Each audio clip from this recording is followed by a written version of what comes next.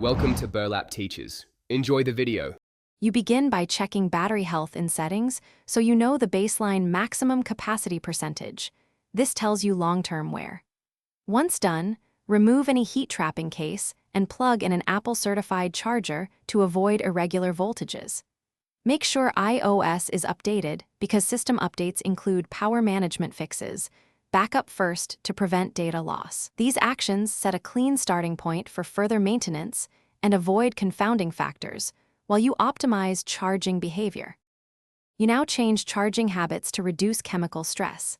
Enable optimized battery charging so your iPhone learns when to finish charging to 100% just before you wake.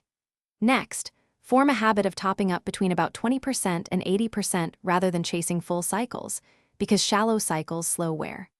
Also, use low power mode and limit background app refresh when you expect heavy usage.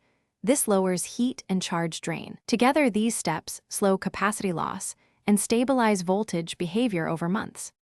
To finish, schedule a monthly calibration. Charge to 100%, use the phone until it shuts off, then charge uninterrupted to 100% to recalibrate the indicator. Make sure to monitor operating temperature.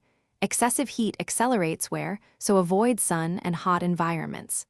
If you notice rapid drains, unexpected shutdowns, or a bulging case, stop using the device and seek Apple or certified service, because those are signs of failure requiring replacement. This final step preserves health and addresses issues early. Thanks for watching. Consider subscribing if this video helped you.